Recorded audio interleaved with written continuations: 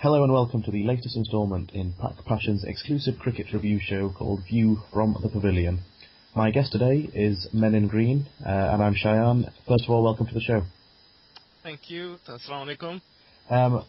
The topic of today's show revolves around the selections recently made by the Pakistan think tank. They selected an A team for the warm-up against South Africa, as well as a list of probables.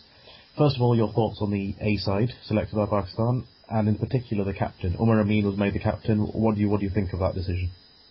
I think it's a fantastic decision. I mean, this is something most people have been, I guess, asking for. The only, I guess, my issue is that, is this something that's going to improve his cricket, or is this something that will put so much pressure that, he's a good batsman, he's improving, and everybody quite appreciates what he's done so far, but will making him a captain actually, end up with his performance being affected. That's my only concern.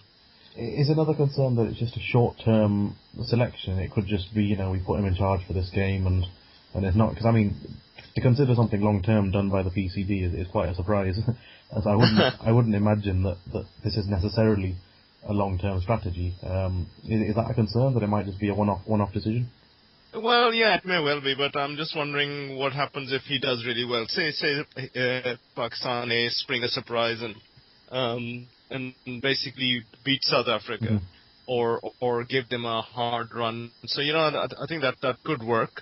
And who knows, right? I mean, these things in Pakistan cricket, things can happen like that.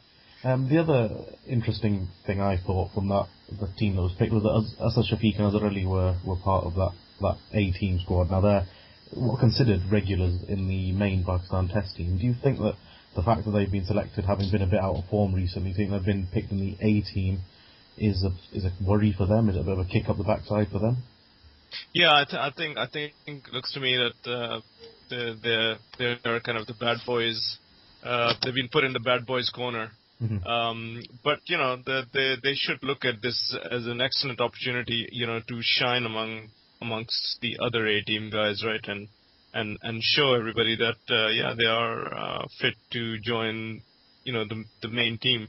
But if they fail in this team against the South Africans, I think they're going to be in further trouble.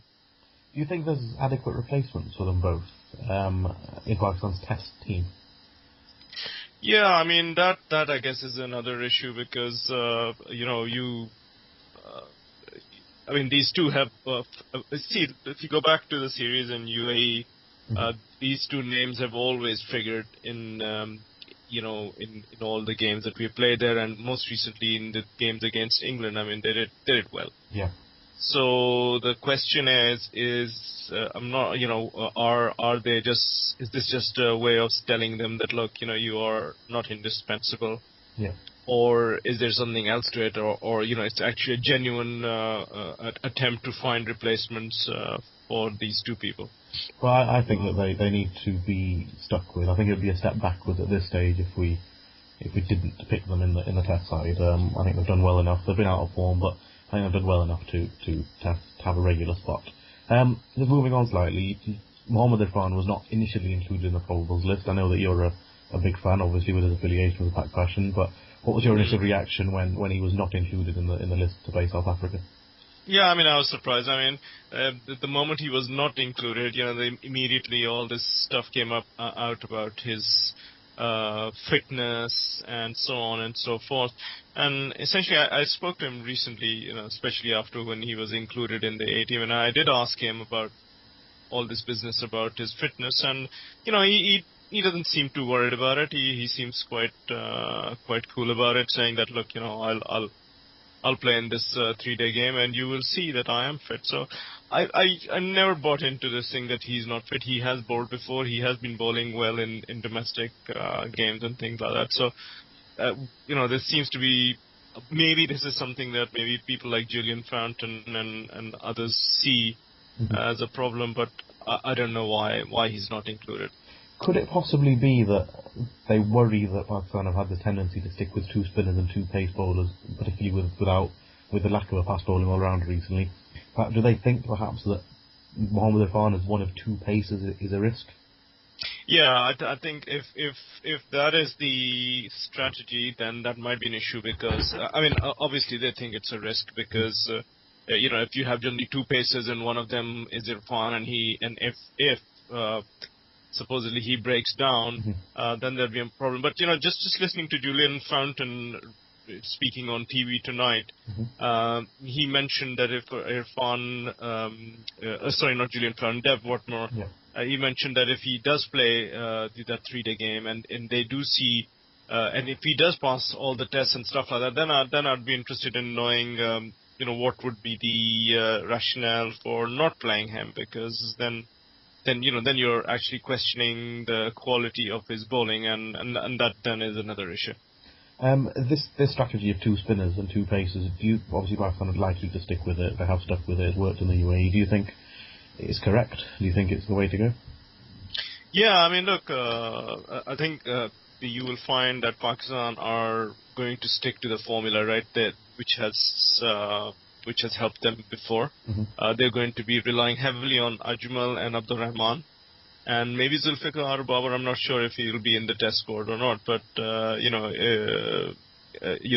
going. I feel that the spin is going to be the main weapon here, which is why I also believe that you will find Mohammad Hafiz retaining his position, because he'll be that third spinner that they will rely on.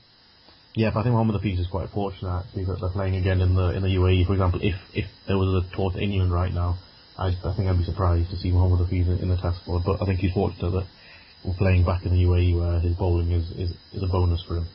Yeah, I think from Pakistan's point of view, we shouldn't really tie ourselves to any hard and fast rules. Really, basically, the horses for the courses type. We can apply that strategy here. Yeah. Just moving on finally to the series itself against South Africa. You've seen the list of the names. Do you think that these players can challenge South Africa? And do you think that the names are enough to pick a strong side from? Yeah, I think you will find that it's going to be the usual question of batsmen being able to stand up to the likes of Steyn and Morkel and all that. So yes, I would say that if the pitches are what they were before against England and Sri Lanka in the previous games, I think they have a pretty good chance. The spinners, now that to me are the key. If the South Africans are able to play the spinners, and then I think we may actually end up with drawn games. That's quite possible as well. And actually, tell you the truth, if the way things are, Misbah may well take a draw as some kind of victory, basically. Just as a final question then, Umar Akmal is a name that many have been quite pleased to see back in amongst the Pakistan squad after him being left out. Firstly, do you think he's got a spot in the playing 11? And do you think that there's a possibility of him keeping gloves? Yeah, this keeping gloves business at least for test matches, I think the other brother Adnan is quite good. He's done well in UAE before. Now, if fitting Umar Akmal in the side means displacing Adnan, I'm not sure if that's that great a decision. I think Umar Akmal should take his position as a batsman alone. Yeah. But I think the whole thing is going to basically depend on how confident Misbah and I guess the think tank feels about Shafiq and Asar Ali. If these two are still out of sorts, then you may find Umar Akmal comes in, takes one of those slots, and and it may well be a career, changing move for him. If he comes off in this series and gets a few, good scores and it maybe helps Pakistan win, then this could be that series that changes the whole game for Umar. Well, yes, I think I agree with that, especially Adnan Akmal. I think he did enough with the bat to show that he's quite capable. And as you say, Umar Akmal's a batsman. I think we should treat him as a batsman. Yeah. And he should, if he makes the team, he should be there as a batsman.